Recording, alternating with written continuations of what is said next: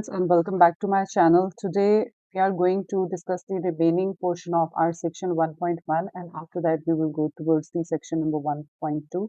So let's begin. Firstly we are going to discuss about the elementary row operations. के elementary row operations हमारे पास क्या होते हैं?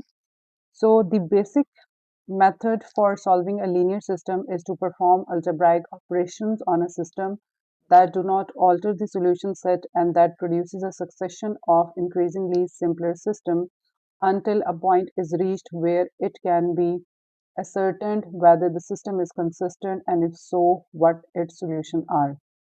Basically elementary row operation में हम करते ये हैं कि सबसे पहले हम लोगों ने दो तरह की कन्वर्जन्स हमारे पास होती हैं। एक हमारे पास होती है एचेलन फॉर्म और दूसरी हमारे पास होती है reduced एचेलन form.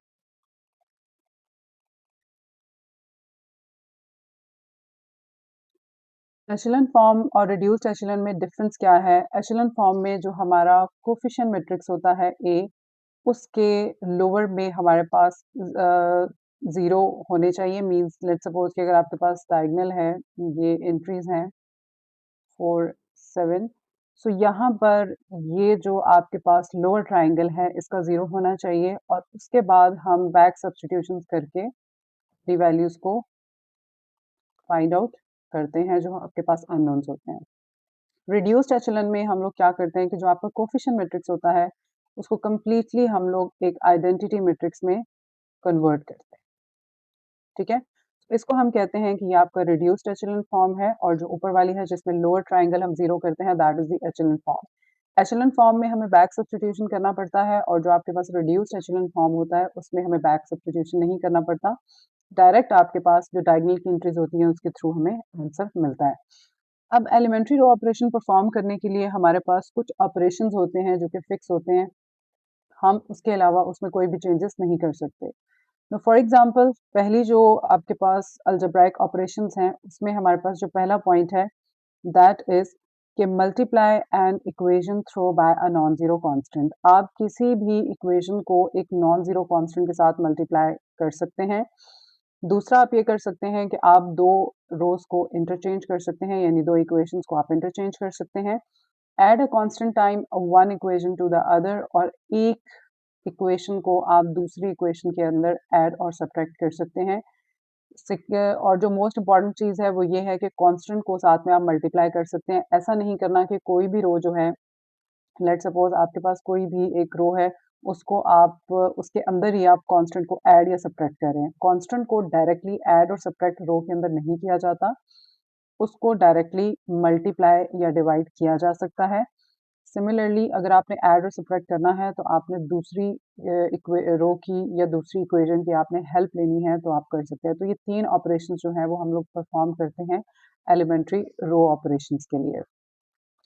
Now the row of an augmented matrix. अब हमने कल ये चीज़ डिस्कस की थी प्रीवियस लेक्चर में कि आपके पास जो ऑगमेंटेड मैट्रिक्स है उसको हमने किस तरीके से बनाना होता है। तो यहाँ पे हमारे पास रोज होती हैं ऑगमेंटेड मैट्रिक्स में that correspond to the equation in the associated system, and these three operation correspond to the following operation on the row of the augmented matrix। और यही तीन operations हमने augmented matrix की row के ऊपर apply करना।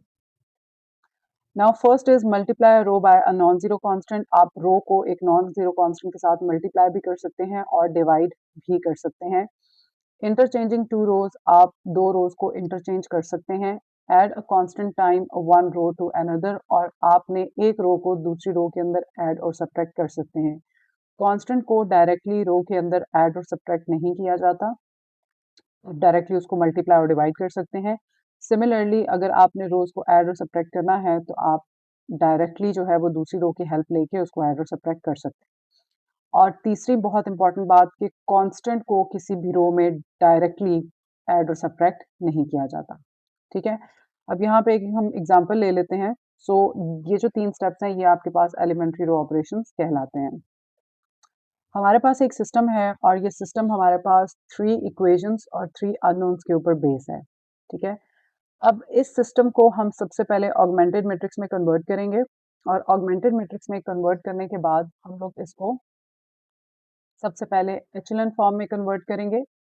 Echelon form में convert करके मैं आपको सिखाऊंगी कि आपने बैक सब्स्टिट्यूशंस करके किस तरह से आपने वैल्यूज को कैलकुलेट करना है, और फिर यही जो एचेलॉन फॉर्म होगी इसी को यूज करके हम लोग रिड्यूस्ड एचेलॉन में जाएंगे। कोई भी सिस्टम होता है तो आपने या तो एचेलॉन में कन्वर्ट करना होता है या तो रिड्यूस्ड में कन्वर्ट करना होता है, जो भी आपसे रिक्वायरमेंट मांगी हुई है। लेकिन हम यहाँ पे दोनों मेथड्स को चूंकि सीखना चाह रहे हैं कि एचेलॉन और रिड्यूस में हमने किस तरह से कन्वर्ट करना है, तो इसी सिस्टम को हम पहले एचेलॉन में करके देखेंगे और फिर एचेलॉन से ही आगे हम रिड्यूस में जाएंगे। आप चाहें तो डायरेक्टली रिड्यूस में भी शिफ्ट हो सकते हैं, कन्वर्ट कर सकते हैं सिस्टम को। आपका ये जो सिस्टम है इसको हम ऑगमेंटेड मैट्रिक्स में इस तरह से शिफ्ट कर रहे हैं, और ऑगमेंटेड मैट्रिक्स आपके पास होता है A straight bar and B, ठीक है। और यहाँ पर जो हमारा एक्स मैट्रिक्स है उसके जो वेरिएबल्स हैं that is X Y and Z. अब इसको जरा हम डिटेल से देखते हैं सॉल्व करके कि आपके पास ये एग्जाम्पल किस तरह से सॉल्व होती है। ओके, सो अब हम लोग इस एग्जाम्पल को जरा डिटेल से सॉल्व करते हैं और देखते हैं कि आपने किस तरह से एलिमेंट्री रो ऑपरेशन जो है वो अप्लाई करने हैं, और करने के बाद हम सबसे पहले इस सिस्टम को कन्वर्ट करेंगे एचेलॉन फॉर्म में, और एचेलॉन फॉर्म में कन्वर्ट करने के बाद हम बैक सब्स्टिट्यूशन करके सोल्यूशन निकालेंगे, और फिर इसी एचेलॉन को हम दोबारा रिड्यूस्ड एचेलॉन में लेके जाएंगे, और फिर हम मैच करेंगे कि हमारे पास दोनों फॉर्म से क्या सोल्यूशन सेम आते हैं या डिफरेंट आते हैं। तो सबसे पहले हमारा टास्क है कि हमने इसको ऑगमेंटेड मैट्रिक्स में कन्वर्ट करना है।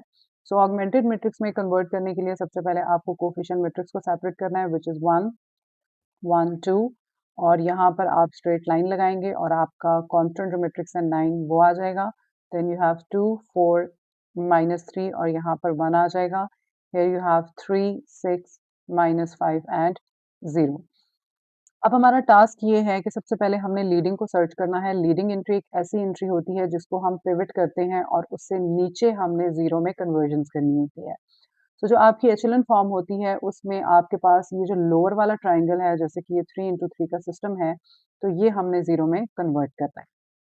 इसको ज़ीरो में कन्वर्ट करने के लिए जो पहली रो का पिवट एलिमेंट है वो है हमारे पास ये, जिसको हम लीडिंग एंट्री भी कहते हैं। वी कॉल इट पिवट और लीडिंग एंट्री, ठीक है। सो इसको हमने चूज करना है और चूज करने के बाद नीचे हमने जीरो बनाने हैं। अब हमारे पास यहाँ पे चूंकि अराइज हो रहा है, तो होने के बाद अब जो आपके पास ये 2 है, सबसे पहले हम इसको जीरो में कन्वर्ट करेंगे, और जीरो में कन्वर्ट करने के बाद फिर हम नेक्स्ट स्टेप के ऊपर जाएंगे। अभी हमारा टास्क ये है कि ये जो हमारे पास 2 है इसको हमने जीरो पे कन्वर्ट करना है। अब इस पे जो पहला ऑपरेशन हम करेंगे वो ये है कि आपको जिस रो में चेंज चाहिए होता है आप वो रो लिखते हैं, दैट इज R2। जैसे ये आपके पास रो 1 है, ये रो 2 है और ये रो 3 है। सो उसी को हम इक्वालिटी के बाद रो 2 लिखते हैं, और फिर हमने रो 1 या रो 3 की हेल्प लेनी होती है। जो भी आपकी रिक्वायरमेंट है उसके अकॉर्डिंगली आप अपनी मर्जी से इन ऑपरेशंस को फ्लिप भी कर सकते हैं। असल टास्क हमारा ये होता है कि ऑपरेशंस ठीक होने चाहिए और जिस चीज़ को हम कन्वर्ट करना चाह रहे हैं वो हमारे पास कन्वर्ट हो सके। तो मैं यहाँ पे रो 1 की हेल्प ले रही हूँ क्योंकि मेरे पास यहाँ पे 1 है, सो 1 के साथ ऑपरेशन को परफॉर्म करना थोड़ा-सा ईज़ी है कंपैरेटिवली टू अदर वैल्यूज़। तो यहाँ पे अगर मैं रो 1 की हेल्प लेती हूँ, सो 2 को मुझे रो 1 के साथ मल्टीप्लाई करना है, और अगर मैं सब्ट्रैक्ट करती हूँ तो मुझे यहाँ पे 0 मिल जाता है। हम इसको टेस्ट भी कर लेते हैं। आपने भी यहाँ पे साइड पे रफ कॉलम बना लें ताकि आपको ईज़िली समझ में आ जाए कि हमारे पास ऑपरेशंस ठीक परफॉर्म हो रहे हैं या नहीं, और वैल्यूज़ आपके पास ना चेंज हो। अब सबसे पहले जो चीज़ जो रोज़ हमारे पास चेंज नहीं हो रही उनको हम एज़ इट इज़ यहाँ पे कॉपी करेंगे, व्हिच इज़ 1 1 2 एंड 9, और यहाँ पर आपके पास है 3 6 -5 एंड 0। अब हमने इसको 1 बाय 1 टेस्ट करना है वैल्यूज़ को कि क्या ये हमारे पास 0 हो रही है या नहीं। आपने जिस रो के ऊपर ये ऑपरेशन परफॉर्म करना है, उस रो की हर एंट्री के ऊपर आपने इस ऑपरेशन को परफॉर्म करना है। ऐसा नहीं करना कि सिर्फ पहली एंट्री आप चेंज कर दें, बाकियों को छोड़ दें, no. You have to apply this operation to the whole row. So हमारे पास यहाँ पे फर्स्ट R2 की एंट्री 2 है, और जब हम 1 को सब्स्टिट्यूट करेंगे तो ये आपके पास 0 दे रहा है, तो हम डायरेक्टली यहाँ पे इसको 0 लिख सकते हैं। नेक्स्ट हमारे पास है 4 एंड 1। सो हम 4 माइनस इसी ऑपरेशन में रो 1 की वैल्यू को सब्स्टिट्यूट करेंगे तो हमारे पास आ जाएगा 2 विच इज इक्वल्स टू 2, तो यहाँ पे हमारे पास आ गया 2। सेकेंड हमारे पास एंट्री है -3 एंड 2, तो हम यहाँ पे रो 2 में लिखेंगे -3, देन -2 हमारे पास ऑलरेडी है, 2 के साथ मल्टीप्लाई करेंगे तो ये आपके पास हो जाएगा 4 एंड दिस बिकम्स -7, तो यहाँ पे आ जाएगा -7। नेक्स्ट हमारे पास है 1 एंड 9, तो यहाँ पे हम 1 लिखेंगे माइनस यू हैव 2 एंड 9, तो यहाँ से आ जाएगा 1 minus 8 which is equals to minus 7.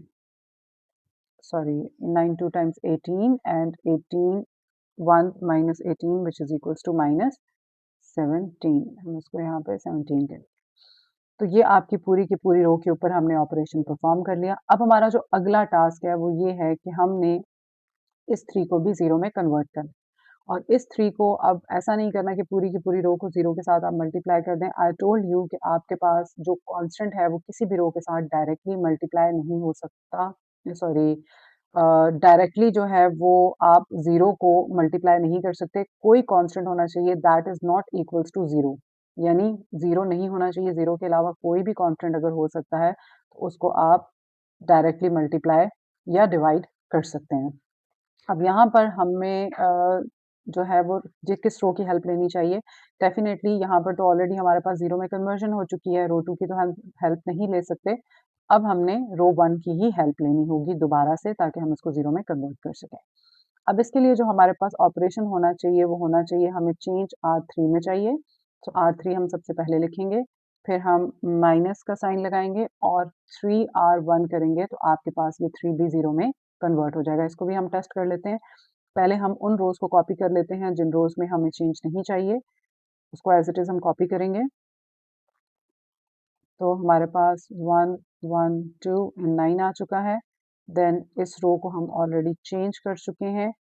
यहाँ पर आपके पास -17, यहाँ पे भी माइनस आएगा और इसको अब हमने चेंज करना है. इसको चेंज करने के लिए आपके पास यहाँ पर हम इसको 1 बाय 1 टेस्ट कर लेते हैं.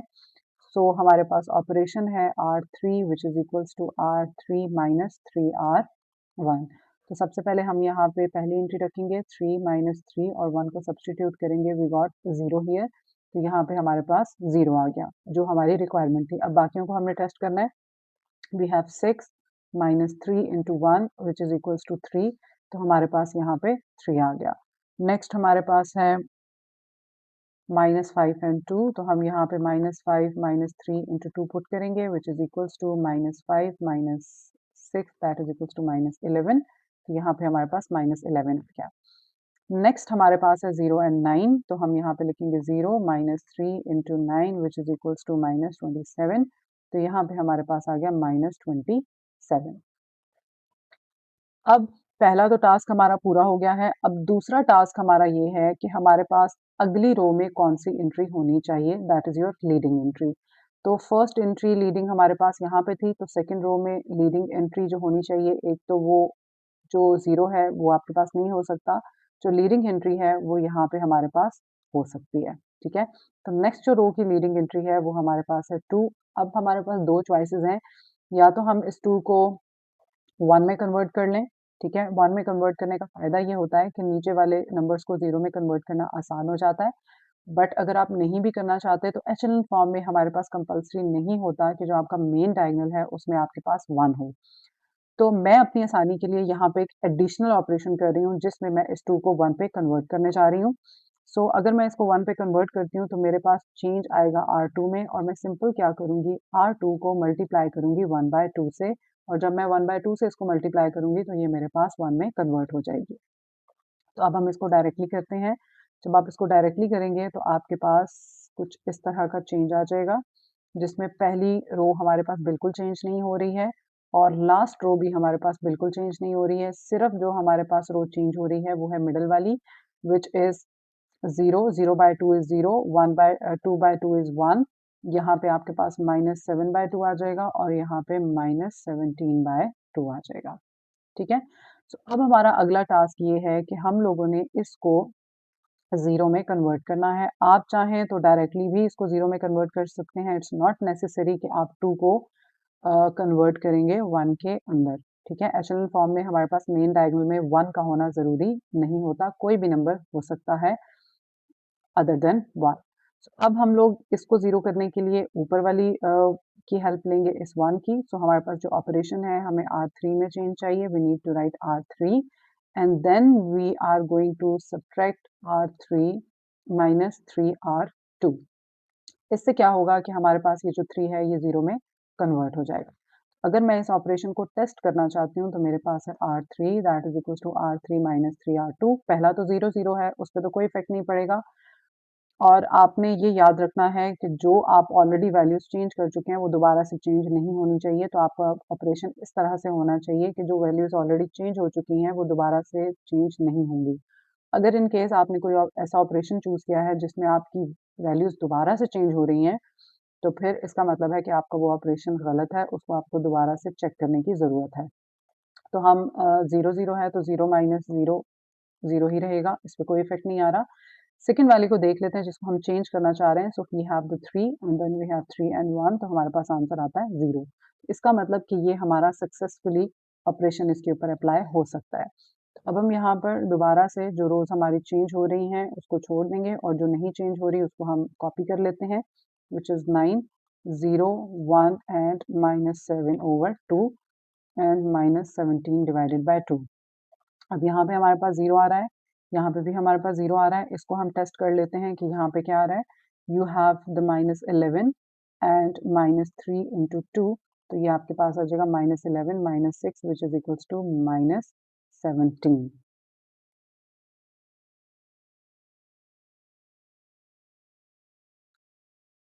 तो यहाँ पर हमारे पास आ जाएगा minus 17। Sorry, no, we are choosing, no no no no, it's not.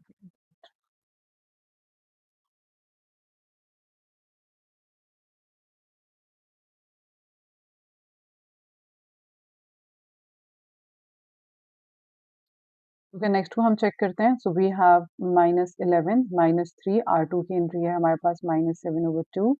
सो यहाँ पर आपके पास आ जाएगा minus 11 plus 21 divided by 2। LCM लेंगे, so this is minus 22 plus 21 divided by 2 which is equals to minus 1 by 2। तो यहाँ पर आपके पास जो एंट्री आ जाएगी वो आ जाएगी माइनस 1 डिवाइडेड बाय 2। नेक्स्ट को हम इसी तरह से टेस्ट कर लेंगे। नेक्स्ट हमारे पास है minus 27 minus 3 and then we have minus 17 divided by 2। अब यहाँ पर जो हमारे पास वैल्यूज हैं, माइनस 17 को हम मल्टीप्लाई करेंगे डायरेक्टली 3 के साथ। सो हमें मिल जाता है minus 51। So we have minus 27 minus 51 divided by 2। 2 को हम 27 के साथ मल्टीप्लाई करेंगे एलसीएम लेने के लिए, तो इट्स बिकम माइनस 54 माइनस 51। यहाँ पे प्लस हो जाएगा because this multiply with this plus. तो इसको जब आप सिंप्लीफाई करेंगे so you will get minus 3 by 2। तो यहाँ पे हमारे पास आंसर आ जाएगा माइनस 3 बाय 2। ठीक है। अब जो प्रेजेंट हमारे पास ये फॉर्म बन चुकी है, इसको हम कहते हैं कि ये आपके पास एचेलन फॉर्म है। यहाँ तक आपकी एचेलन फॉर्म कंप्लीट हो जाती है क्योंकि हमारा जो टास्क था वो ये था कि हमने लोअर ट्राइंगल को जीरो में कन्वर्ट कर, तो वो हम कर चुके हैं। बाकी वैल्यूज जो भी हों उससे हमारा कंसर्न नहीं है। तो अब हमने यहाँ पे जो नेक्स्ट स्टेप करना होता है वो हमने करनी होती है बैक सब्सटीट्यूशन। बैक सब्सटीट्यूशन करने के लिए सबसे पहला काम कि हमने इक्वेशंस बनाए। बैक सब्सटीट्यूशन हमेशा एचेलन फॉर्म में की जाती है। तो यहाँ पे जो पहली हमारे पास कॉलम है ये आपके पास x का है, ये y का है, ये z का है और ये आपका कांस्टेंट है। उसके अकॉर्डिंगली हम लोग इक्वेशंस बना लेंगे। अब जो फर्स्ट इक्वेशन बनती है वो बनती है x plus y plus 2 z that is equals to 9। Second equation बनती है y minus 7 by 2 z that is equals to minus 17 over 2। और जो थर्ड बनती है वो है minus 1 over 2 z which is equals to minus 3 by 2। अब ये आपकी इक्वेशन नंबर 1 है, ये आपकी इक्वेशन नंबर 2 है, ये आपकी इक्वेशन नंबर 3 है। बैक सब्सटीट्यूशन का मतलब ये है कि सबसे पहले हमने इक्वेशन 3 को यूज करके z की वैल्यू को इवेल्युएट करना है। सो इक्वेशन 3 हमारे पास है minus 3 by 2 which is equals to, आप इसको इसके साथ कैंसिल आउट कर सकते हैं। आपके पास आता है minus z which is equals to minus 3। इसको इसके साथ कैंसिल करें तो z की वैल्यू हमारे पास डायरेक्टली आ जाती है 3। ठीक है। अब ये जो z की वैल्यू है इसको हमने इक्वेशन नंबर 2 में पुट करना है। So put value of z in equation number 2 और जो आपका 2 है वहां पर आपके पास आ जाएगा y minus 7 over 2 z that is equals to -17/2। यहाँ पे हम z को सब्सटीट्यूट करेंगे। जब आप सब्सटीट्यूट करेंगे तो y -7/2 z would be equals to 3 which is equals to -17/2। इसको हम सिंप्लीफाई कर लेते हैं। 21/2 -17/2। इसको थोड़ा सा हम मज़ीद सिंप्लीफाई करते हैं। सिंप्लीफाई करने के लिए आपके पास आ जाएगा y which is equals to -17/2 plus 21/2। आपके पास एलसीएम सेम है तो y आपके पास हो जाएगा 2 एंड -17 प्लस 21। इसको थोड़ा सा हम मज़ीद सिंप्लीफाई कर लेते हैं तो y आपके पास आ जाएगा -17 plus 21 which is equals to 4 divided by 2 और यहाँ से आपके पास y की वैल्यू आ जाती है 2। अब ये जो हमने y की वैल्यू और z की वैल्यू निकाल ली है, इसको उठा के हमने इक्वेशन नंबर 1 में पुट करना है विच इज़ दिस। ठीक है, और वहाँ से हमें x की वैल्यू मिल जाएगी। Now substitute value of y and z in equation number 1। और इक्वेशन नंबर 1 क्या है हमारे पास? This is our equation number 1 which is x plus y plus 2z is equals to 9. So we need to write x plus y plus 2z is equals to 9. x हमें नहीं पता, y की value हमारे पास है 2, z की value हमारे पास है 3 और 9। तो हम इसको सिंप्लीफाई कर लेते हैं। 6 that is equals to 9. So 6 plus 2 is 8 that is equals to 9 और यहाँ से हम मज़ीद सिंप्लीफाई करेंगे तो 9 minus 8 and we get x is equals to 1, right. Okay, तो ये तीन वैल्यूज़ हमने इस तरह से इवैल्यूएट कर ली। अब जो हमारे पास x, y और z की वैल्यूज़ आई थी, x, y एंड z, तो उसकी बेसिस पे हमें मिल चुका है 1, 2 एंड 3। ये तीनों वैल्यूज़ हमने इवैल्यूएट कर ली। अब अगर इन तीनों वैल्यूज़ को आप देखना चाहते हैं कि ये करेक्ट हैं या नहीं करेक्ट, तो आप इसको सिस्टम में दोबारा से पुट करके इक्वेशंस को वेरीफाई कर सकते हैं। उससे पहले अब ये जो सिस्टम हमारे पास एक सॉल्यूशन जनरेट किया है इसने, इसका मतलब ये है कि आपके पास ये वन सॉल्यूशन है और सिस्टम जो है वो आपके पास कंसिस्टेंट है।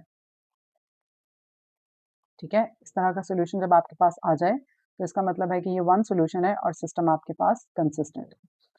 अब यहाँ पे हम चेक कर लेते हैं कि चेक करने से हम लोग ये देखेंगे कि क्या हमारे पास ये इक्वेशंस को वेरीफाई कर रहा है या नहीं। फर्स्ट इक्वेशन थी हमारे पास x plus y plus 2z that is equals to 9। अब x, y और z तीनों की वैल्यूज हमारे पास मौजूद हैं। x 1 है, y आपके पास 2 है और z हमारे पास 3 है। और इसको अगर हम सिंप्लीफाई करते हैं सो 3 प्लस 6 इज इक्वल्स टू 9। सो ये 9 इज इक्वल्स टू 9 है, तो पहली इक्वेशन हमारे पास सेटिस्फाई हो गई। दूसरी इक्वेशन थी हमारे पास x 2x plus 4y minus 3z which is equals to 1। यहाँ पर भी हम वैल्यूज को सब्सटीट्यूट करेंगे। 1 2 3 जो हमने x y z की निकाली है, x 1 था, y आपके पास 2 है और z आपके पास 3 है, that is equals to 1। So 2 plus 8 minus 9, so here you got 10 minus 9 that is equals to 1। So 1 is equals to 1, ये भी आपके पास सेटिस्फाई हो गई है। थर्ड इक्वेशन है हमारे पास 3x plus 6y minus 5z which is equals to 0। इसमें भी हम सेम उसी तरह से सब्सटीट्यूट करेंगे which is 3 1 plus 6 2 minus 5 3 which is equals to 0। तो यहाँ से हमारे पास आ जाएगा 3 plus 12 minus 15 that is equals to 0। और यहाँ से हमें मिल जाएगा 3 minus 3 is equals to 0 and 0 is equals to 0। तो ये हमारे पास जो तीनों की तीनों इक्वेशंस हैं वो left hand side right hand side के इक्वल है। सो इसका मतलब कि ये जो सिस्टम का हमने इक्वेशन निकाली है, सोल्यूशन फाइंड आउट किया है, that is a correct solution. इसको इस तरह से भी लिखा जाता है और दूसरे वर्ड्स में हम इसको इस तरह से भी लिख सकते हैं, that is solution set 1 2 and 3। ठीक है, अब ये जो हमने सिस्टम कन्वर्ट करके बैक सब्स्टिट्यूशन से आंसर निकाला है, ये हमने एचेलन फॉर्म के थ्रू निकाला था। अब ये जो हमने एचेलन फॉर्म बनाई है, इसी को आगे हम कंटिन्यू करते हैं और हम इधर से रिड्यूस्ड एचेलन फॉर्म निकालते हैं कि रिड्यूस्ड एचेलन फॉर्म से हमारे पास सॉल्यूशन किस तरह से आता है। सो जब भी हमने रिड्यूस्ड एचेलन फॉर्म क्रिएट करनी होती है, तो यहाँ तक हमारे स्टेप्स बिल्कुल सेम होते हैं, यहाँ तक। उसके बाद हमने आगे जो है वो कन्वर्जन मज़ीद करनी होती है, क्योंकि रिड्यूस्ड एचेलन में जो लीडिंग एंट्री होती है उससे नीचे और लोअर में लोअर और अपर में आपके पास 0 होना ज़रूरी होता है, मेन डायगोनल पे 1 होता है।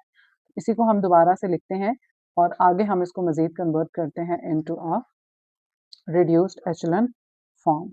तो हमारे पास जो फाइनल फॉर्म बन गई थी वो आपके पास कुछ इस तरह से थी, व्हिच इज़ 1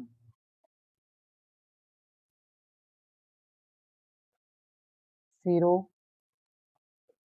0 0 0, यहाँ पर हमारे पास 1 था, यहाँ पे हमारे पास -1/2 था और यहाँ पे हमें मिल रहा था -3/2। इसके अलावा हमारे पास 7/2 एंड -17/2 और 2 एंड 9। तो यहाँ पे हमारे पास 2 था और यहाँ पे 9 -7/2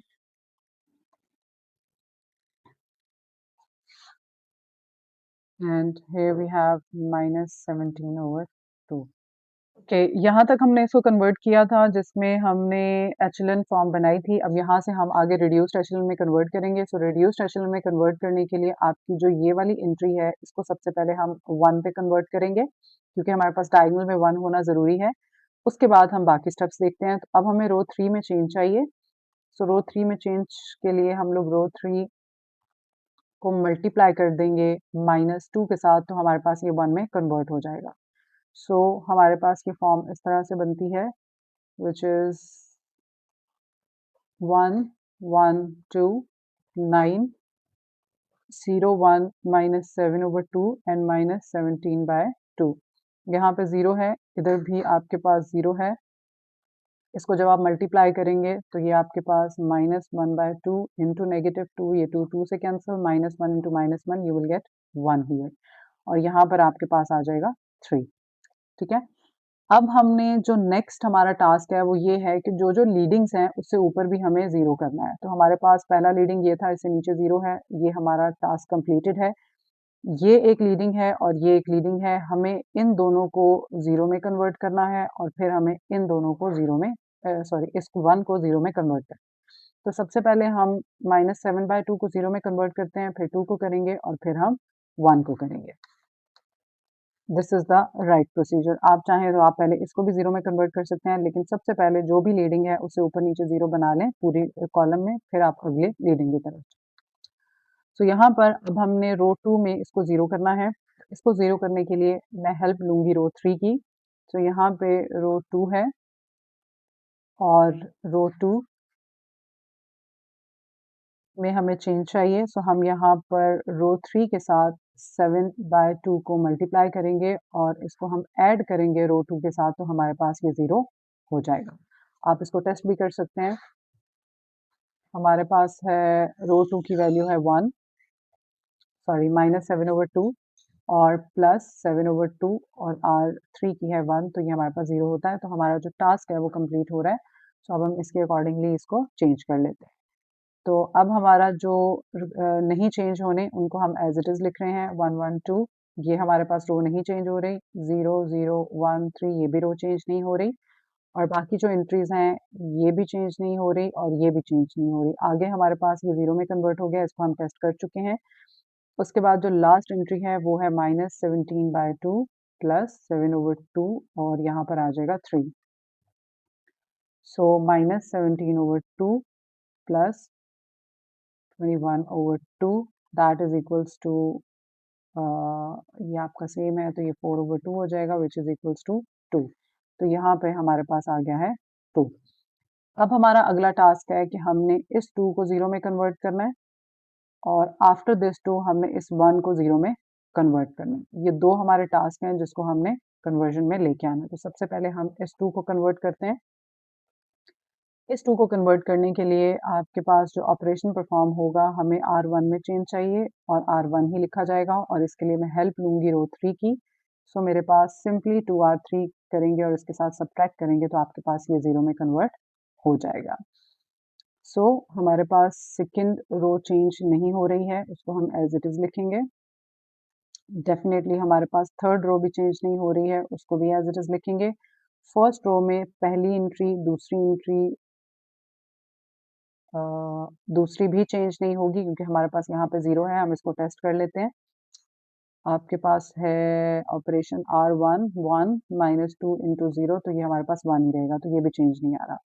यहाँ पर ये एंट्री हमारे पास 0 हो जाएगी और अब हम लास्ट वैल्यू को चेक कर लेते हैं, तो लास्ट वैल्यू में है हमारे पास 9 दिस इज़ R1 2 और R3 की एंट्री है हमारे पास 3 तो ये हो जाएगा 9 minus 6 that is equals to 3 तो यहाँ पर हमारे पास आ जाएगा 3। अब जो अगला टास्क है उसको ये हमने 1 को 0 में कन्वर्ट करना है, सो इसको 0 में कन्वर्ट करने के लिए हमें जो चेंज चाहिए वो रो 1 में चाहिए, so we write R1 that is equals to R1 directly subtracted to R2 क्योंकि हम इसकी हेल्प लेंगे डायरेक्टली सब्ट्रैक्ट करेंगे तो ये 0 में कन्वर्ट हो जाएगा। So after that we have सबसे पहले हम वो रोज़ लिख लेंगे जिसको हमने डिस्टर्ब नहीं किया, जो एज़ इट इज़ कॉपी होनी है 0 1 0 2 एंड 0 0 1 एंड 3। यहाँ पर आपका 1 माइनस 0 1 ही रहेगा, यहाँ पर 0 हो जाएगा, 0 माइनस 0 इज़ 0 और यहाँ पे 3 माइनस 2 हमें दे देगा 1। तो ये हमारे पास जो अभी आपके पास प्रेज़ेंट फॉर्म है, अगर आप इसको देखें, तो आपकी जो डायगोनल एंट्री है उसमें कंप्लीटली 1 है और उस डायगोनल से ऊपर और नीचे आपके पास 0 है। मतलब इन शॉर्ट हमारे पास जो ए मैट्रिक्स है वो कंप्लीटली एक आइडेंटिटी मैट्रिक्स में कन्वर्ट हो चुका है। तो इस तरह की जो फॉर्म है इसको हम कहते हैं कि ये आपके पास रिड्यूस्ड एचेलॉन फॉर्म है।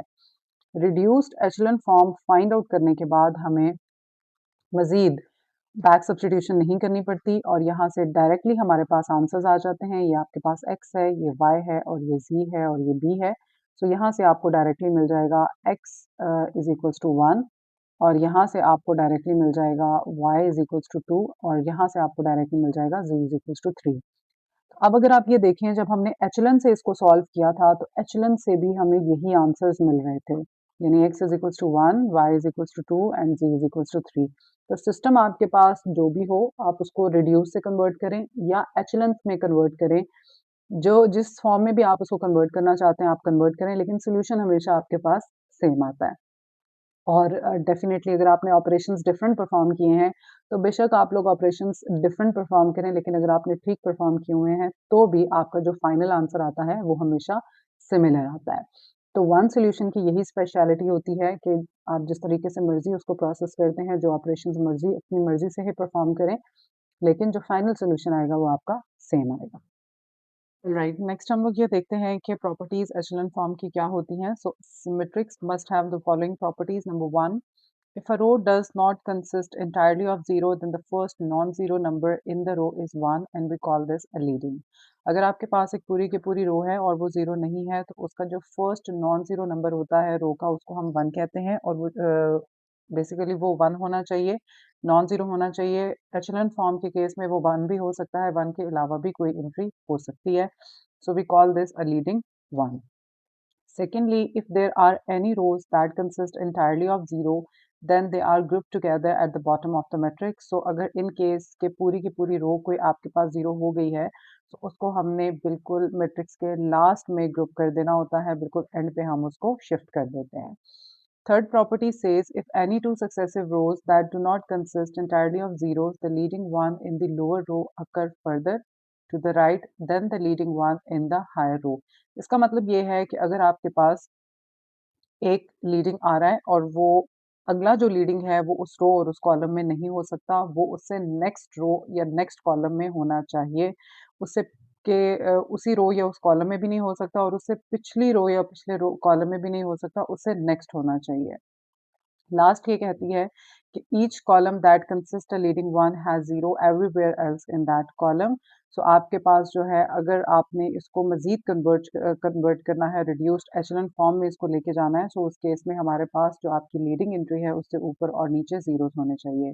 अब ये जो फर्स्ट 3 प्रॉपर्टीज़ हैं, ये प्रॉपर्टीज़ स्पेसिफिकली एचेलॉन फॉर्म के लिए होती हैं और जो लास्ट वाली प्रॉपर्टी है ये स्पेसिफिकली आपके पास रिड्यूस्ड एचेलॉन फॉर्म के लिए है। So a matrix that has the first three properties is said to be in the row echelon form. So first three properties row echelon form में होती है जिसमें आपके पास पहली जो एंट्री है लीडिंग एंट्री वो 1 होनी चाहिए। सेकेंडली अगर आपके पास कोई पूरी की पूरी रो जो है वो 0 हो जाती है तो आपने उसको लास्ट पे शिफ्ट कर देना है, स्वैप कर देना है रोज को। और इन केस के अगर आपके पास दो सक्सेसिव रोज नॉन जीरो हैं, उनकी एंट्री सारी की सारी नॉन जीरो हैं, तो उसका जो लीडिंग एंट्री है सेकेंड रो का यानी नेक्स्ट रो का वो पहली वाली रो से आगे होना चाहिए। नेक्स्ट हम लोग कुछ एग्जांपल्स को डिस्कस करते हैं जिसमें हम ये देखेंगे कि आपके पास जो मैट्रिसेस है वो रिड्यूस्ड एचेलॉन और एचेलॉन फॉर्म में कैसे जो है वो डिफरेंशिएट कर रहे हैं। फर्स्ट हम लोग केस देखते हैं जिसमें हमारे पास एक ऑगमेंटेड मैट्रिक्स है और इस ऑगमेंटेड मैट्रिक्स के अंदर हमारे पास ये लीडिंग है और इससे नीचे आपके पास जीरो है, देन यहाँ पर आपके पास लीडिंग है, इससे नीचे और ऊपर दोनों जीरो हैं, एंड लास्ट में हमारे पास यहाँ पे लीडिंग है और इससे ऊपर आपके पास जीरो है। ठीक है। अब इस तरह का जो केस है जिसमें लीडिंग एंट्री से ऊपर और नीचे जीरो होता है वो हमारे पास रिड्यूस्ड एचेलॉन का केस होता है, तो ये हमारे पास रिड्यूस्ड एचेलॉन फॉर्म है। सेकंड वाली को देखते हैं तो इसमें हमारे पास यहाँ पर लीडिंग एंट्री है, ये आपके पास लीडिंग है, ये आपके पास लीडिंग है और ये ऊपर और नीचे जीरो है। सो बेसिकली ये आपके पास एक आइडेंटिटी मैट्रिक्स है जो I3 की फॉर्म में है। ठीक है। सो ये भी हमारे पास एक रिड्यूस्ड एचेलॉन फॉर्म है which is a 3 into 3 matrix. Next अगर हम लोग देखें इस एग्जाम्पल को तो इसमें हमारे पास जो पहला पूरा का पूरा कॉलम है वो जीरो है, तो उसमें तो लीडिंग हो ही नहीं सकता। इसी तरह से अगर आप लास्ट टू रोज देखते हैं तो वो पूरी की पूरी जीरो है और उसको हमने ग्रुप किया हुआ है लास्ट पे, यानी मिड में कहीं पे भी वो नहीं आ रही। नेक्स्ट हम लोग लीडिंग देखेंगे, ये आपका नेक्स्ट लीडिंग है, इस लीडिंग से नीचे हमारे पास जीरो है। नेक्स्ट कॉलम को अगर आप देखें तो इसमें हमारे पास लीडिंग है ही नहीं, एक्चुअली लीडिंग यहाँ पे होना चाहिए था लेकिन लीडिंग यहाँ पे नहीं हो सकता क्योंकि जीरो है। सो इस कॉलम में हमारे पास कोई भी लीडिंग नहीं है। फिर हम नेक्स्ट प्रोसीड करेंगे, नेक्स्ट आपके पास यहाँ पर लीडिंग आ रहा है and this is your augmented matrix और इस लीडिंग से ऊपर और नीचे जीरो है। अब यहाँ पे हमारे पास दो लीडिंग है, एक आपके पास ये है और एक ये है और इससे ऊपर नीचे जीरो है, सो ये भी हमारे पास एक रिड्यूस्ड एचेलॉन फॉर्म की एग्जांपल है। लास्ट हमारे पास एक नल मैट्रिक्स है और नल मैट्रिक्स इटसेल्फ एक आपके पास रिड्यूस्ड एचेलॉन फॉर्म की एग्जांपल है।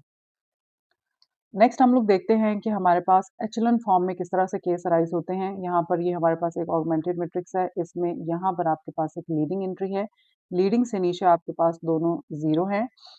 यहाँ पर अगर आप देखें तो ये आपकी लीडिंग है, लीडिंग से नीचे जीरो है लेकिन ऊपर हमारे पास जीरो नहीं है। नेक्स्ट लीडिंग हमारे पास यहाँ पर है और इससे ऊपर भी नॉन जीरो एंट्रीज है। तो अब ये जो लीडिंग एंट्रीज हैं इनसे नीचे जीरोज हैं, सो इसका मतलब ये है कि ये आपके पास एचेलॉन फॉर्म है। एचेलॉन फॉर्म में हमारे पास लीडिंग से नीचे जीरो होता है, ऊपर जीरो नहीं होता। सेकेंड एग्जाम्पल की तरफ आते हैं। दिस इज योर लीडिंग जो कि इससे नीचे जीरोज हैं, ये भी आपका लीडिंग है, नीचे जीरो है और ये इंटायरली आपके पास कॉलम जो है वो जीरो है और ये इंटायरली रो जो है वो आपके पास जीरो है। अब यहाँ पर ये वन आपके पास नॉन जीरो है, इस वजह से क्योंकि यहाँ पे इस कॉलम में हमारे पास एक लीडिंग आ रहा है, सो लीडिंग से ऊपर नीचे जीरो होना चाहिए था लेकिन यहाँ पे ऊपर जीरो नहीं है, नीचे जीरो है, सो ये आपके पास एचेलॉन फॉर्म है, रिड्यूस्ड नहीं है। थर्ड केस को डिस्कस करते हैं।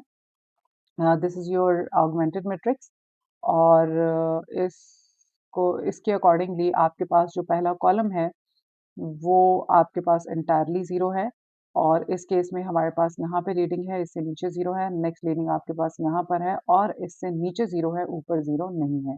तो दो लीडिंग्स हैं, दो लीडिंग्स के सिर्फ नीचे ज़ीरो है, सिर्फ इस 2 की वजह से अगर ये ज़ीरो होता तो ये रिड्यूस्ड एचेलॉन होता, लेकिन ये ज़ीरो नहीं है, 2 है, तो ये आपके पास एक एचेलॉन फॉर्म है। कुछ और एग्जांपल्स को डिस्कस कर लेते हैं। यहाँ पर आपको कुछ वैल्यूज़ नज़र आ रही होंगी 1, 0 और कुछ स्टैटिक एंट्रीज़ हैं। जो स्टैटिक एंट्रीज़ हैं वो रिप्रेजेंट कर रही हैं कि आपके पास नॉन ज़ीरो एंट्रीज़ हैं। तो पहला केस हम देखते हैं कि रो एचेलॉन फॉर्म में किस तरह के जो है वो केसेस अराइज़ होते हैं आपके पास। अब यहाँ पर हमारे पास ये लीडिंग एंट्री है, इस लीडिंग से नीचे आपके पास ज़ीरो है, यहाँ पे लीडिंग है, इससे नीचे ज़ीरो है लेकिन ऊपर ज़ीरो नहीं है, नॉन ज़ीरो एंट्री है। ये लीडिंग है, लीडिंग से नीचे ज़ीरो है लेकिन ऊपर नॉन ज़ीरो एंट्रीज़ हैं। फिर आपका ये लीडिंग है और लीडिंग से ऊपर नॉन ज़ीरो एंट्रीज़ हैं। तो ये जो फॉर्म है लीडिंग से सिर्फ नीचे ज़ीरोज़ हैं, तो ये हमारे पास एक एचेलॉन फॉर्म है। अगर इसी को ही हम रिड्यूस में देखना चाहेंगे तो ये आपके पास लीडिंग से नीचे ज़ीरो, लीडिंग से ऊपर भी ज़ीरो है, नीचे भी ज़ीरो है, यहाँ पे लीडिंग से ऊपर और नीचे भी 0 है, यहाँ पे लीडिंग से ऊपर 0 है। सो ये स्पेसिफिकली रिड्यूस्ड एचेलॉन फॉर्म की एग्जांपल है और ये आपके पास एचेलॉन की एग्जांपल है। नेक्स्ट केस को डिस्कस करते हैं। नेक्स्ट में आपके पास ये लीडिंग है, लीडिंग से नीचे ज़ीरोज़ हैं। ये लीडिंग है, नीचे 0 है, ऊपर 0 नहीं है। लीडिंग से नीचे 0 है, ऊपर नॉन ज़ीरो एंट्रीज़ हैं और नेक्स्ट आपकी ये रो पूरी की पूरी एंटायरली जो है वो 0 है। सो इससे नीचे 0 है, ऊपर 0 नहीं है, सो ये आपके पास एचेलॉन की एग्जांपल है। इसी को अगर हम रिड्यूस में देखना चाहें तो ये जो आपकी लीडिंग्स हैं, इन लीडिंग्स से नीचे भी 0 है और ऊपर भी 0 है। क्योंकि इस कॉलम में कोई भी लीडिंग नहीं है, तो अगर यहाँ पे हमारे पास नॉन ज़ीरो एंट्रीज़ आ भी रही हैं, तो उससे हमारा कोई कंसर्न नहीं है। हमारा कंसर्न सिर्फ लीडिंग एंट्रीज़ से होता है, उससे ऊपर और नीचे अगर 0 है, so that is the case of reduced echelon form. Third example को देखते हैं। We have two rows that are entirely 0 और ये आपका पहला लीडिंग है, ये आपका दूसरा लीडिंग है। लीडिंग से नीचे 0 है और ऊपर नॉन ज़ीरो एंट्री है यहाँ पे, तो ये आपके पास एक एचेलॉन फॉर्म है। इसी को अगर हम ये देखना चाहें कि ये रिड्यूस में कैसे होगा, रिड्यूस में ये आपकी रो पूरी की पूरी 0 है, इंटायरली 0 है, the third and the fourth one. यहाँ पर ये लीडिंग एंट्री है और ये लीडिंग एंट्री है। इन लीडिंग से ऊपर भी 0 है और नीचे भी 0 है। बाकी ये जो 2 कॉलम्स हैं, इसमें हमारे पास लीडिंग अराइज़ ही नहीं हो रहा और जब लीडिंग अराइज़ ही नहीं हो रहा, तो अगर उसमें नॉन ज़ीरो एंट्रीज़ हैं, तो उससे हमारा कोई कंसर्न नहीं है। We only concerned with this and this. इससे ऊपर-नीचे 0 है, तो ये हमारे पास एक रिड्यूस्ड एचेलॉन फॉर्म है। फोर्थ एग्जांपल को देखते हैं। फोर्थ एग्जांपल के केस में जो पहली रो है हमारे पास, ये इंटायरली 0 है और सॉरी कॉलम जो है वो एंटायरली 0 है। नेक्स्ट कॉलम को अगर आप देखें तो यहाँ पर हमारे पास एक लीडिंग एंट्री है, उससे नीचे आपके पास 0 है। इस कॉलम में कोई भी लीडिंग एंट्री नहीं है, तो इसको हम हमारा फोकस इस पे नहीं है। नेक्स्ट लीडिंग हमारा यहाँ पे बनता है, उससे नीचे ज़ीरोज़ हैं और ऊपर नॉन ज़ीरो एंट्री है। उससे नेक्स्ट लीडिंग आपका यहाँ पर है, उससे नीचे ज़ीरोज़ हैं, ऊपर नॉन ज़ीरो एंट्रीज़ हैं। नेक्स्ट लीडिंग आपका यहाँ पर है, उससे नीचे 0 हैं, ऊपर नॉन ज़ीरो हैं। देन आपके पास नेक्स्ट जो 2 रोज़ हैं, उसमें हमारे पास कोई भी लीडिंग जो है वो नहीं है, ठीक है? तो उसमें अगर नॉन ज़ीरो एंट्रीज़ आ रही हैं, तो हमारा उससे कोई कंसर्न नहीं है। अगला लीडिंग हमारा यहाँ पर है। अब जितने लीडिंग्स हैं 1, 2, 3, 4 एंड 5, 5 लीडिंग्स के नीचे 0 है, लेकिन ऊपर हमारे पास नॉन ज़ीरो एंट्रीज़ हैं। लास्ट कॉलम को देखें तो इसमें कोई भी लीडिंग नहीं है। सारी की सारी नॉन ज़ीरो एंट्रीज़ हैं, तो हमारा इससे कोई कंसर्न नहीं है। लीडिंग से नीचे 0 होने की वजह से और ऊपर नॉन ज़ीरो होने की वजह से ये भी हमारे पास एक एचेलॉन फॉर्म है। इस एग्जाम्पल को डिस्कस करते हैं। ये पूरा का पूरा कॉलम आपके पास 0 है, तो हम इसको नहीं देखेंगे। सेकंड पे आते हैं, यहाँ पे हमारे पास लीडिंग एंट्री है, लीडिंग से नीचे 0 है। इसमें अगेन हमारे पास कोई लीडिंग नहीं है। नेक्स्ट लीडिंग हमारा यहाँ पर है, इससे नीचे और ऊपर 0 है। उसके बाद लीडिंग इधर है, नीचे और ऊपर 0 है। नेक्स्ट लीडिंग आपका यहाँ पर है, ऊपर और नीचे 0 है। बाकी जो ये 2 कॉलम्स हैं, इसमें अगेन हमारे पास कोई लीडिंग नहीं है, तो अगर नॉन ज़ीरो एंट्रीज़ आ रही हैं, तो हमें उससे कोई प्रॉब्लम नहीं है। नेक्स्ट हमारे पास यहाँ पर लीडिंग है, इस लीडिंग से ऊपर हमारे पास 0 है और लास्ट कॉलम पूरा का पूरा एंटायरली नॉन ज़ीरो है और उसमें कोई भी लीडिंग हमारे पास नहीं है।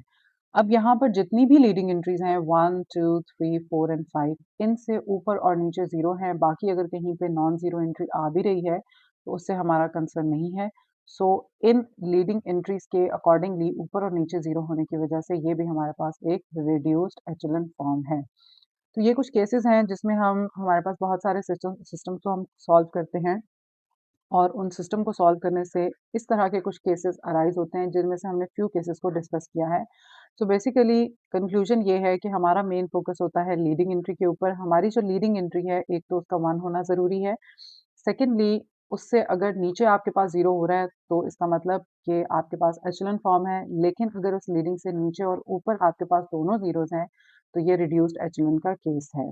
और एचेलॉन के केस में हम हमेशा इक्वेशंस जनरेट करते हैं और बैक सब्स्टिट्यूशन से सॉल्यूशन निकालते हैं और रिड्यूस्ड एचेलॉन में हमारे पास अगर स्क्वायर मैट्रिक्स है, तो फिर तो आप डायरेक्ट वैल्यूज़ निकाल सकते हैं और अगर स्क्वायर नहीं है, कुछ आपके पास और सिनेरियोज़ आ रहे हैं, तो उस तरह से हमारे पास डिफरेंट तरीके होते हैं जिससे हम सॉल्यूशंस को इवैल्यूएट कर सकते हैं। तो अभी हम थोड़ा-सा डिस्कस करते हैं मज़ीद सॉल्यूशंस के ऊपर कि अगर हमारे पास डिफरेंट केसेस आ रहे हों, तो हमें सॉल्यूशंस को किस तरह से इवैल्यूएट करना होता है। ओके, फर्स्ट केस देखते हैं यूनिक सॉल्यूशन। इस पे हम पहले भी बात कर चुके हैं। जो यूनिक सॉल्यूशन का मतलब होता है वन सॉल्यूशन। ठीक है, आप इसको वन सॉल्यूशन कहें या आप इसको यूनिक सॉल्यूशन कहें, एक ही बात होती है। और जब वन सॉल्यूशन है या यूनिक सॉल्यूशन है, इट मीन्स कि सिस्टम आपका कंसिस्टेंट है, राइट? उसके बाद नेक्स्ट जो चीज़ हमारे पास आती है वो ये है कि हमारे सामने ये एक ऑगमेंटेड मैट्रिक्स लिखा हुआ है और ये 4 बाय 4 का मैट्रिक्स है और इसके अकॉर्डिंगली हमारे पास ये लीडिंग है, ये लीडिंग है, ये लीडिंग है और ये लीडिंग है। इसके अकॉर्डिंगली हमारे पास डायरेक्ट आंसर्स आ रहे हैं। x1 हमारे पास 3 है, x2 -1 है, x3 0 है और x4 5 है which is a 4 tuple.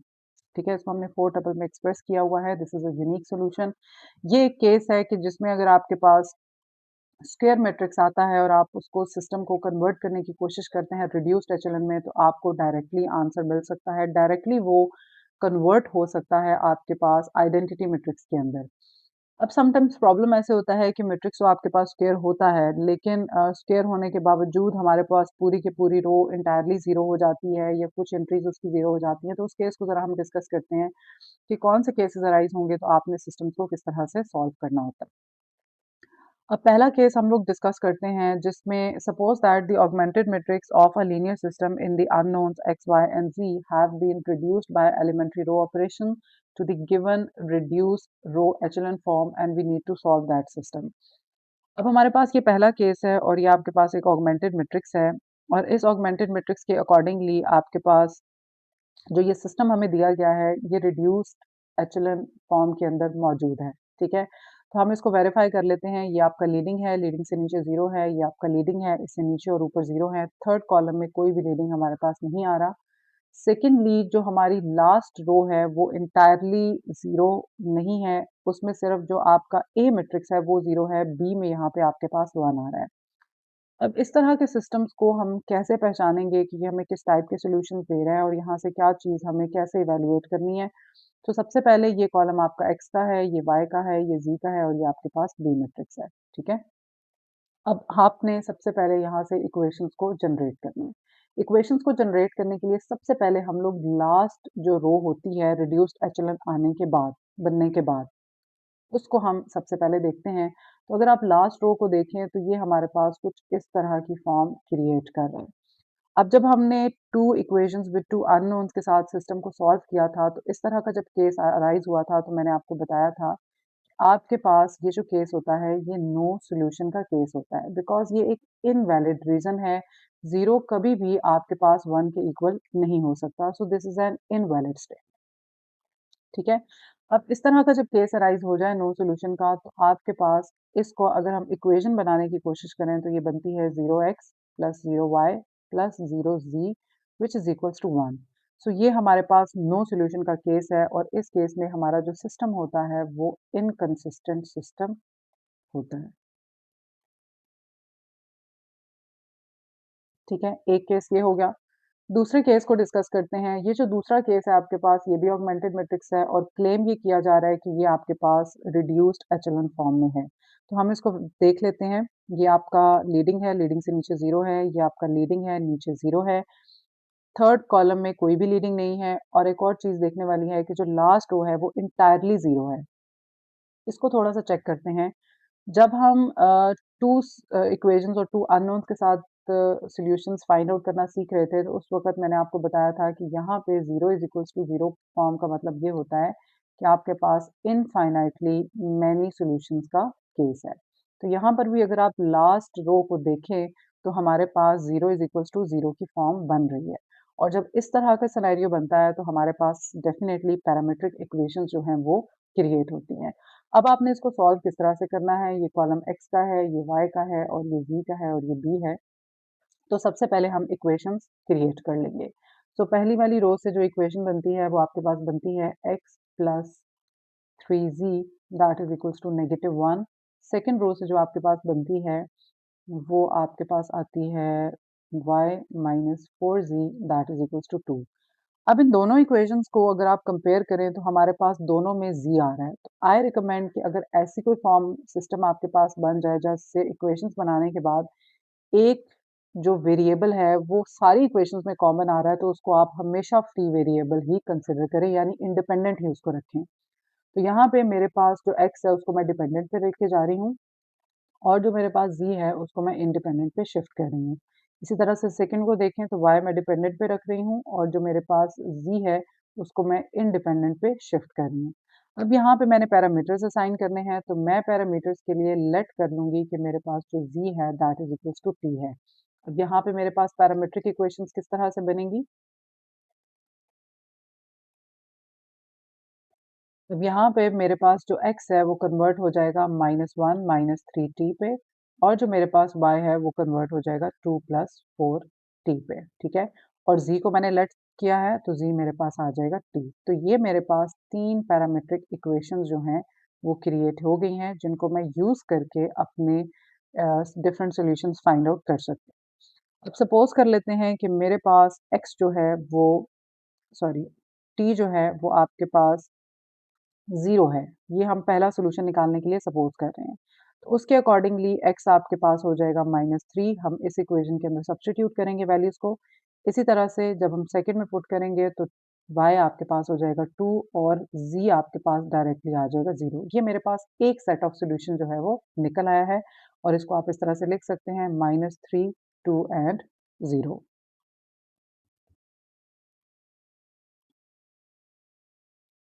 Second solution अगर आपने इस तरह से निकालना है तो हम t को सपोज़ कर लेते हैं कि वो 1 है तो x जब हम यहाँ पे t को 1 सब्स्टिट्यूट करेंगे तो आ जाएगा 1 3 into 1 which is equals to 1 3 और -2 यहाँ से आ जाएगा। y है तो यहाँ पर आप पुट करेंगे 2 + 4 इंटू 1 और यहाँ से 6 आ जाएगा और z की जगह पे आपके पास आ जाएगा 1 और यहाँ से हमारे पास 3 सॉल्यूशंस आ जाते हैं विच इज़ -2, 6 एंड 1।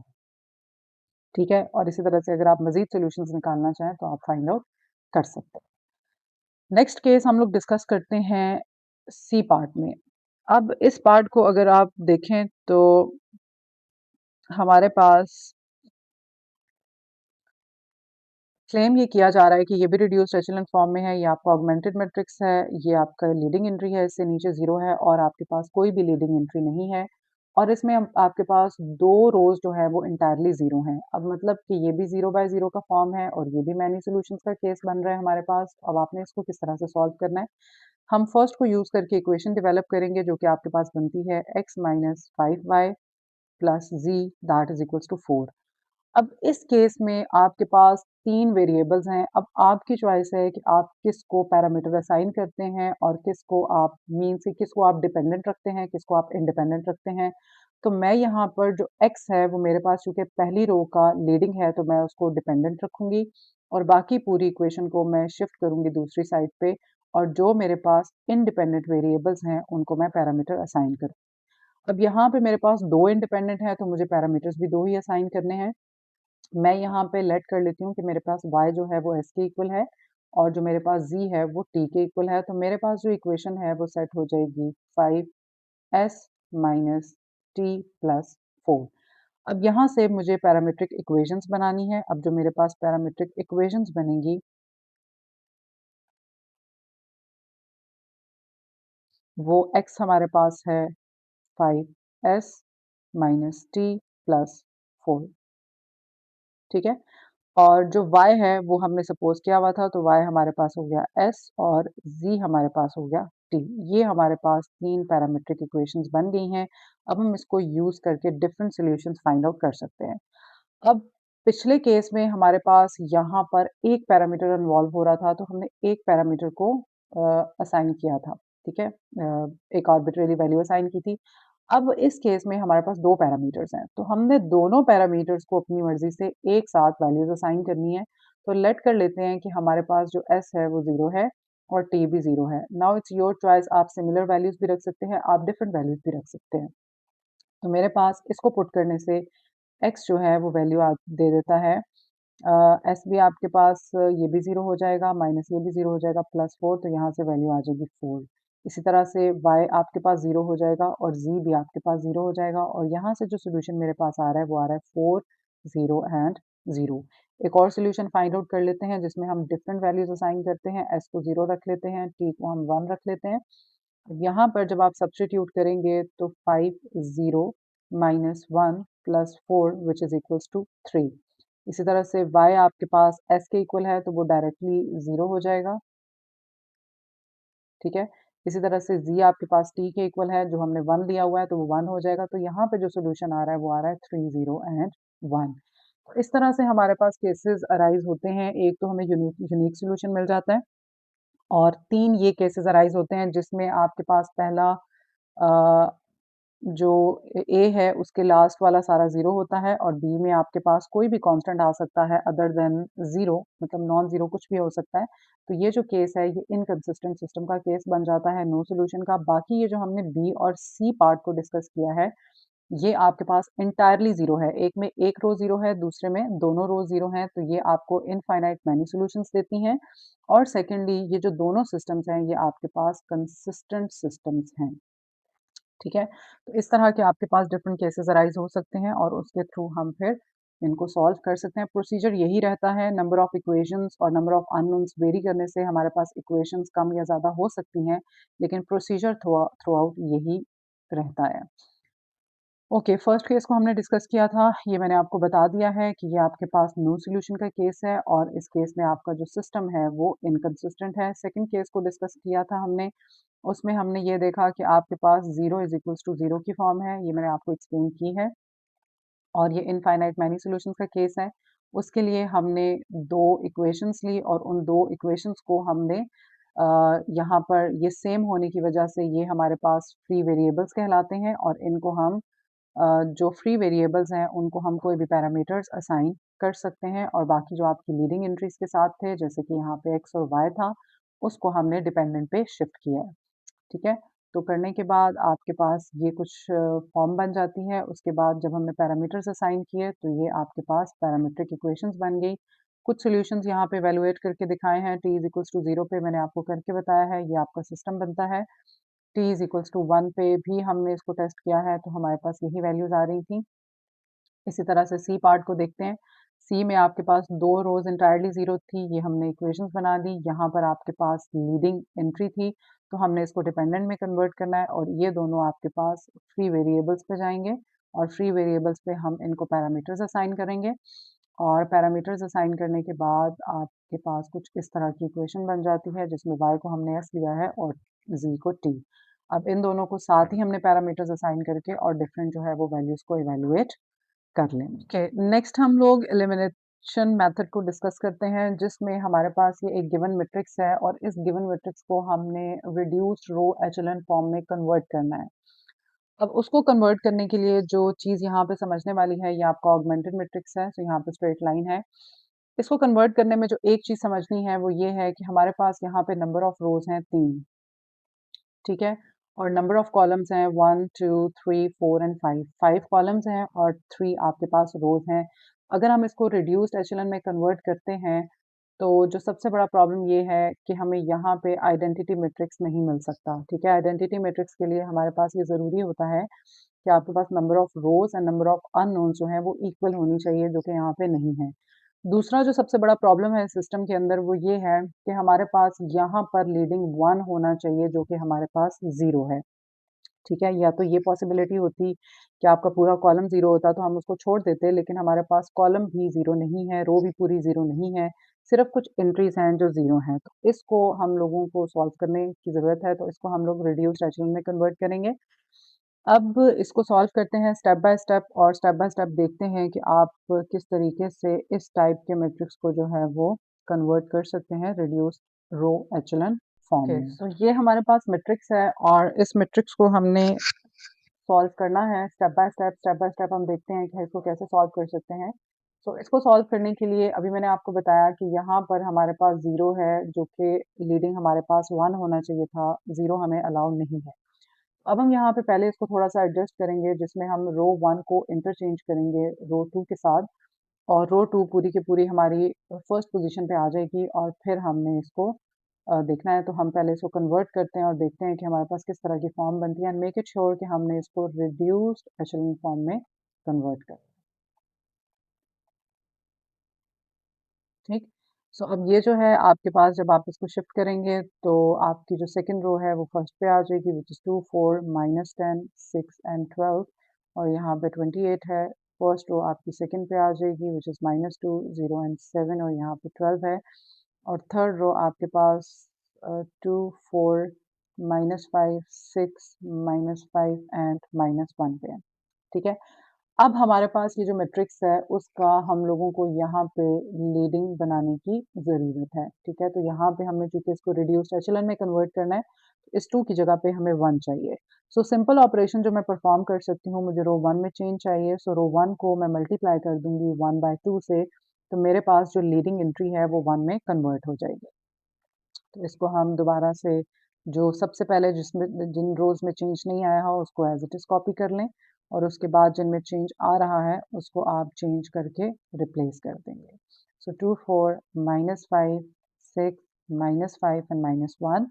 सो यहाँ पर 1 आ जाएगा, यहाँ पर 2 आ जाएगा, यहाँ पर -5 आ जाएगा, यहाँ पर 3 आ जाएगा, यहाँ पर आपके पास 6 आ जाएगा और नेक्स्ट हमारे पास आ जाएगा 12।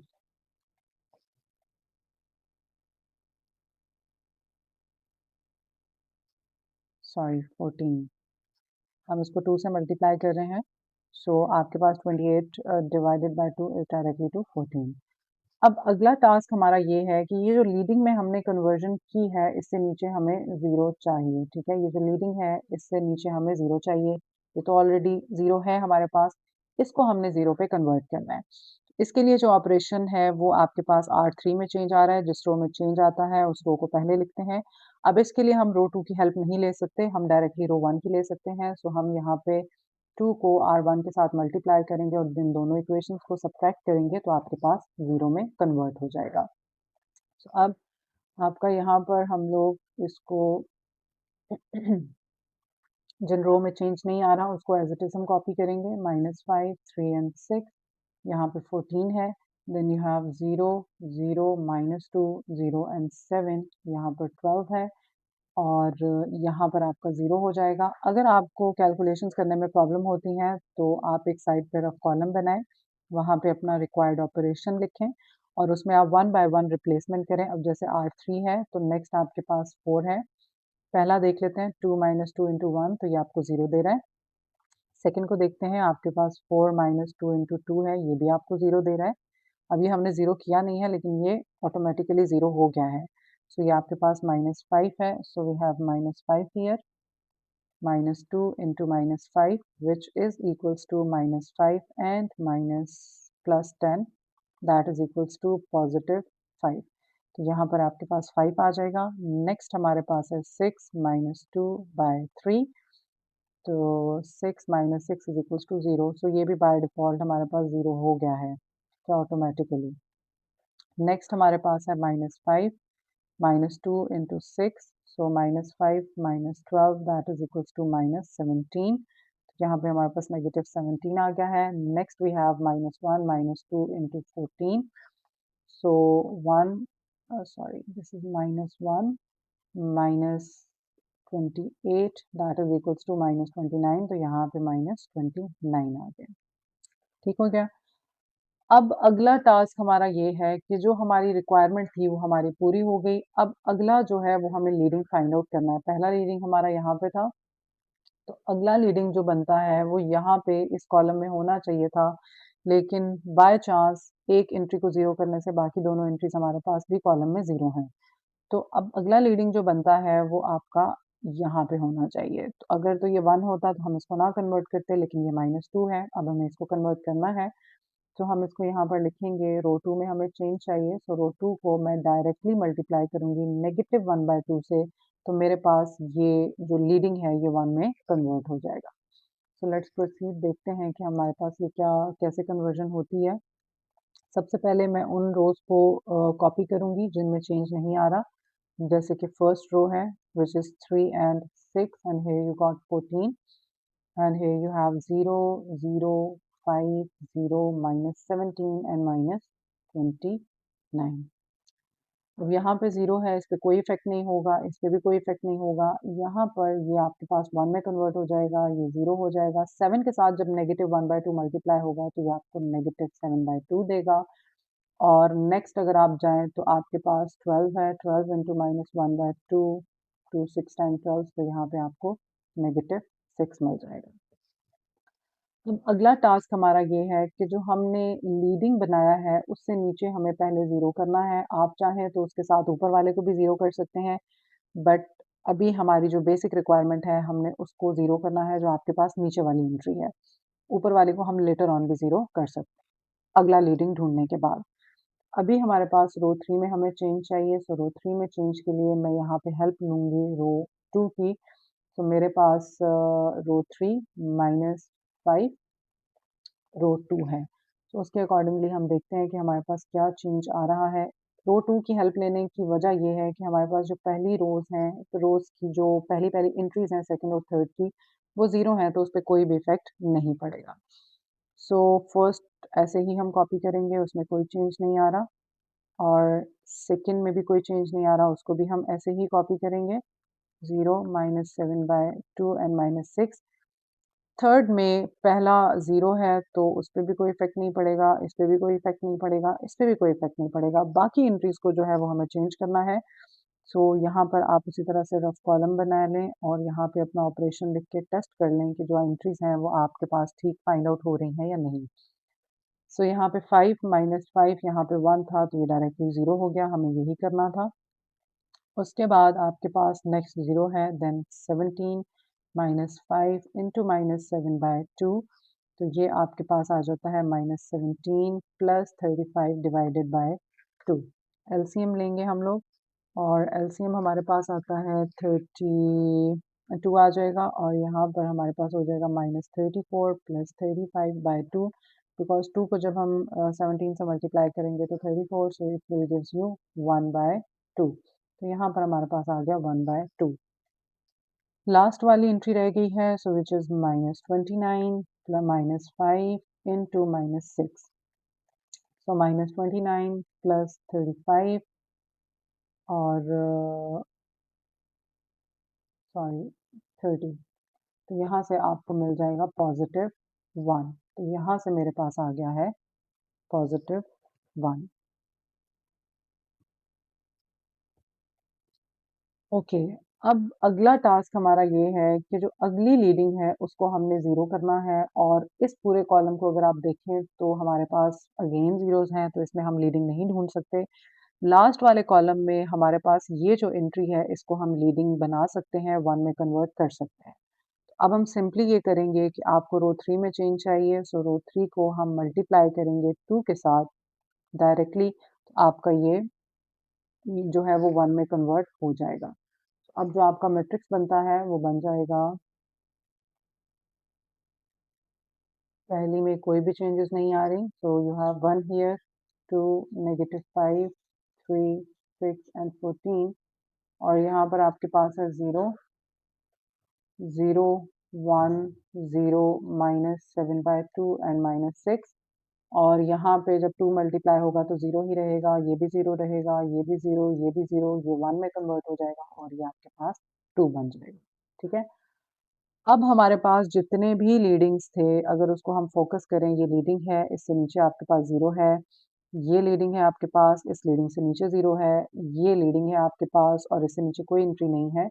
तो अभी ये जो प्रेज़ेंट फॉर्म हमारे पास मौजूद है, ये आपके पास एचेलॉन फॉर्म है, क्योंकि एचेलॉन फॉर्म में लीडिंग से नीचे जो है वो 0 होना चाहिए।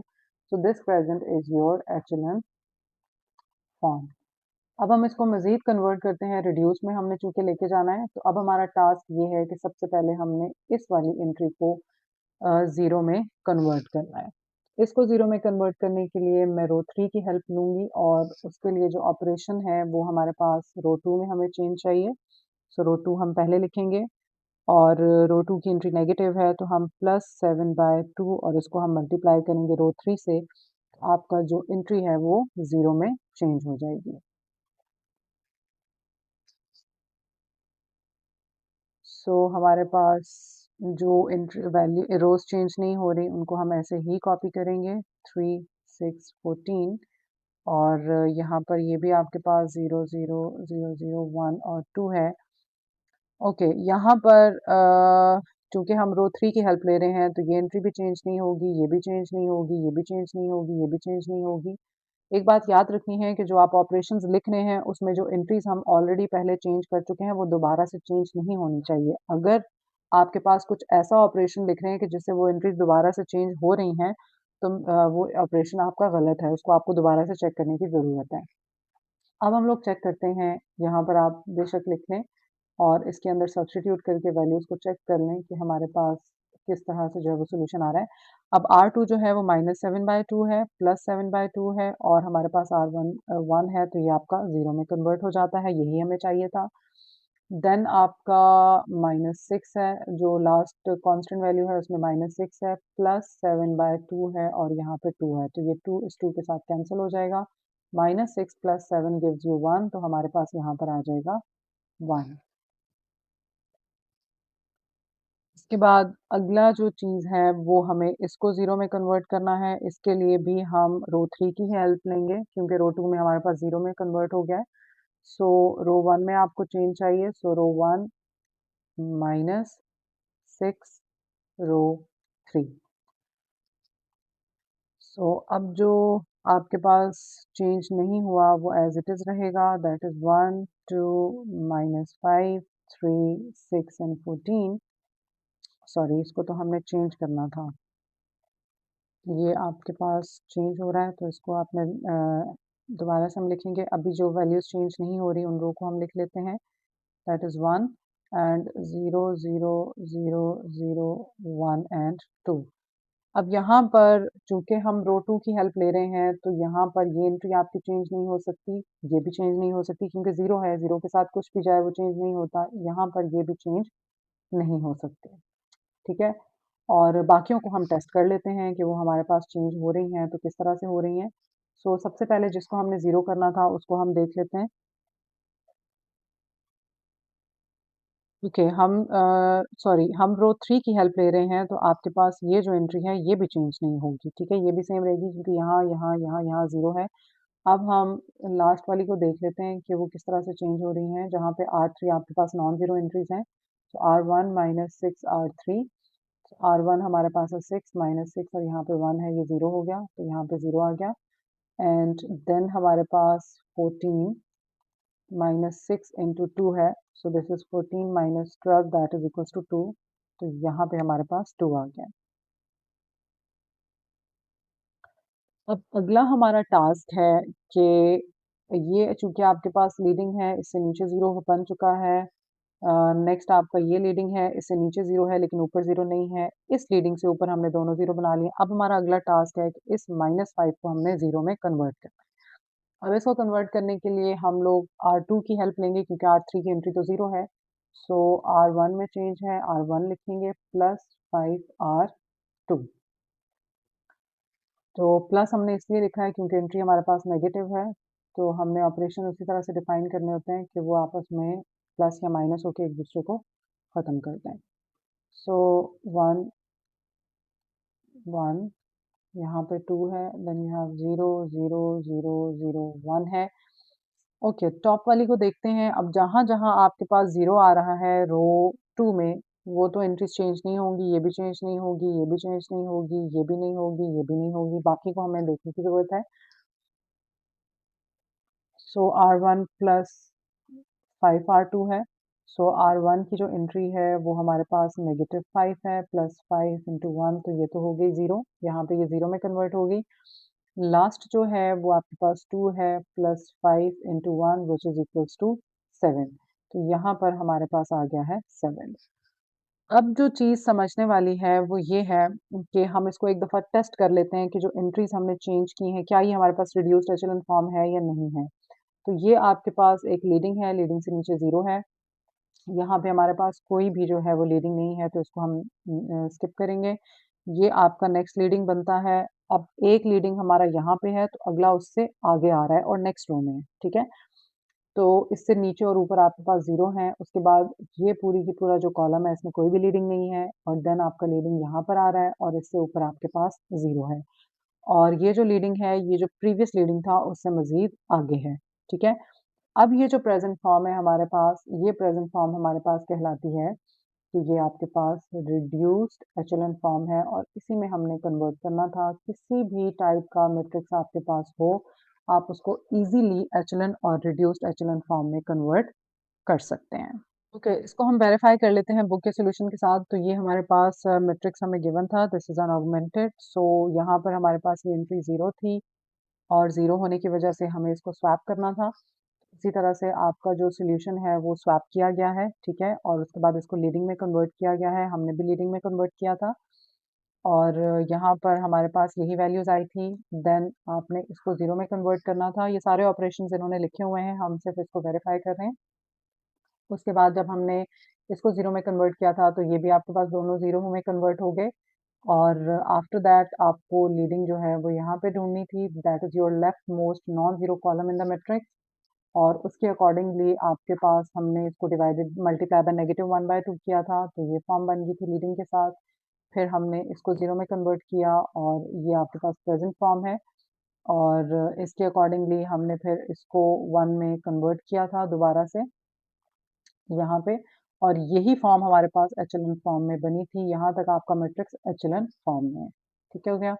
और आफ्टर दैट आपने हमने इसको मज़ीद रिड्यूस में कन्वर्ट करना था, तो रिड्यूस में कन्वर्ट करने के लिए हमारे पास ये जो लीडिंग्स हैं, इसके ऊपर ज़ीरोज़ नहीं है। फर्स्ट टाइम हमने 0 बनाया, फिर यहाँ पे हमने 0 बनाया और फाइनल जो हमारे पास फॉर्म थी, this is our leading entries और इससे ऊपर भी 0 है, ये भी 0 है और तो ये अभी जो प्रेज़ेंट है, ये आपके पास रिड्यूस्ड एचेलॉन फॉर्म है और हमारे पास सॉल्यूशन यही आ रहा था 712। सो दैट्स हाउ कोई भी सिस्टम हो, उसमें नंबर ऑफ इक्वेशंस और नंबर ऑफ अननोन्स इक्वल हैं या नहीं हैं, आप उसको ईज़िली एचेलॉन और रिड्यूस्ड एचेलॉन फॉर्म में कन्वर्ट कर सकते हैं। तो हमने कुछ पोर्शन इस लेक्चर के अंदर 1.2 सेक्शन का कंप्लीट कर लिया है, अभी कंप्लीटली तो कंप्लीट नहीं हुआ। नेक्स्ट लेक्चर में हम लोग 1.2 सेक्शन को कंप्लीट करेंगे। So thank you so much for tuning in. I'll see you soon in the next video. Stay connected and don't forget to subscribe my channel. Take care and stay blessed.